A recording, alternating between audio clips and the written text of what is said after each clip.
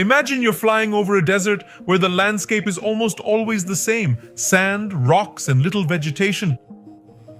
Suddenly, you find something astonishing. Thousands of lines forming gigantic figures of animals, plants, and geometric shapes sprawled across the ground for miles for over 2,000 years. You ask yourself, who made this? How? And why? This is a mystery that has intrigued the world's leading scientists for decades regarding these mysterious figures. Do you know the place we're talking about? I'll tell you soon, but first we need to understand who was responsible for these lines. The Nazca. Before the Incas, the Nazca lived off the coast of southern Peru between the 1st and 7th centuries. These designs are known as geoglyphs and are created by removing or piling up rocks or earth, creating contrasts in the ground. They can have geometric shapes or depict real or imaginary figures. But how did the Nazca manage to survive and thrive in such a dry and hostile region where it hardly ever rains and water is scarce? The answer lies in the incredible Nazca Aqueducts, a surprisingly advanced water system for its time, constructed between 300 and 500 of our era, or in other words, around the same time when the lines were made. The Nazca Aqueducts are a collection of filtering glaciers with wells, reservoirs, and canals, some underground and others open air, excavated by the Nazca, which collect water from the water table from above the desert terrain. They function like a kind of giant sponge that absorbs water from the rains and snows from the Andes and runs it through sections that are both underground and uncovered until it is deposited in a reservoir where it is later sent out to crops. The aqueducts are considered a cultural and natural heritage of Peru that ought to be maintained and valued. But you must be wondering exactly what are these lines that form figures on the ground? Well, the Nazca lines are composed of over 800 straight lines, 300 geometric figures, and 70 figurative designs. Straight lines can reach 65 kilometers in length, and figures can measure up to 370 meters wide. These lines were created by removing the reddish-brown iron oxide-covered pebbles that cover the surface of the Nazca Desert. By removing these stones, the Nazca people exposed a grayish-yellow subsoil, creating a clear contrast. Lines are between 10 and 15 centimeters deep and have been preserved by the dry, windy climate of the region. These Nazca lines were found by a Peruvian archaeologist, Toribio Mejia, in 1927 when he was flying over the region in an airplane. He was intrigued by markings on the ground and began to study them. However, it wasn't until the 1940s that the lines gained worldwide fame thanks to the work of German mathematician Maria Reich, who dedicated her life to measuring, mapping, and interpreting geoglyphs.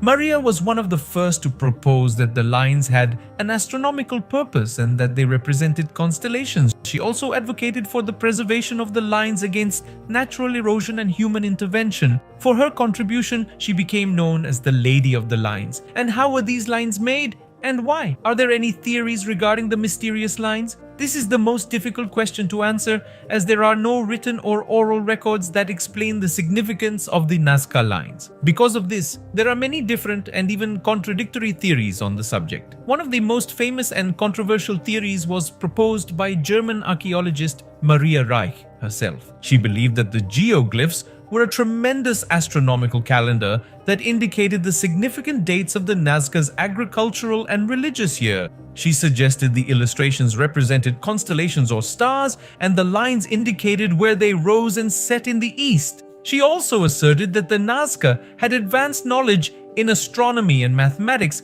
and used the lines as tools for calculating time and space. Nonetheless, this hypothesis has been disputed by other researchers who argued there isn't ample evidence to back it up. They pointed out that many of the illustrations have no correlation with the sky and that the lines do not align with the movements of the stars.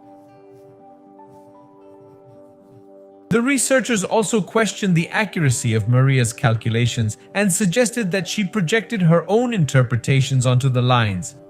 Another well-known theory is that if the Nazca lines had a religious character, the Nazcas would have made the drawings as requests to the gods to ensure survival in the desert. They also would have used the lines as sacred paths through which they performed processions or pilgrimages. Some of the drawings would depict sacred animals or plants or symbols of power or identity of social groups. This theory is based on archaeological and ethnographic evidence which shows that the Nazcas had a complex and diverse religion with multiple gods and myths.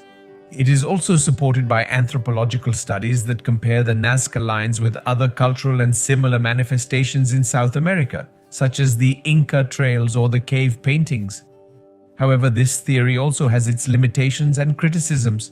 It doesn't explain why the Nazcas made such large and detailed drawings if they could only be viewed by gods. It also doesn't clarify what the criteria was for selecting the animals or plates depicted, or what the specific meaning of each one was. It also overlooks the possibility that the lines might have had functions other than religious ones. Another theory was proposed by the Swiss Erich von Daniken, who wrote the book Were the Gods Astronauts in the 1960s. He speculated that the Nazcas might have received help or instruction from aliens to make lines, which would be landing strips or messages for cosmic visitors. He also suggested that some figures represented spaceships or extraterrestrial beings. The problem with this theory is that there's no scientific evidence, and it's considered an insult to the intelligence and capability of the ancient Peruvian peoples. In addition, it neglects the historical, cultural, and environmental context in which the lines were created. So after all these theories, can any of them totally explain the mystery behind the Nazca lines? Are they merely the product of an ancient and fascinating culture? Or is there something else behind them? Are they hiding some secret yet to be revealed, or a message that hasn't been decoded? Well, what we know for sure is that today the Nazca lines are a piece of human history and culture, but they're also threatened by time and human action. Over the years, the lines have been damaged by natural events, such as earthquakes, flooding, and erosion, and by human interventions like road building, illegal mining, vandalism, and pollution. And you? What do you think about the Nazca lines? What's your favorite theory? Would you like to see them in person? Leave your comment below and share this video. Thanks for sticking around till the end, and see you in the next video.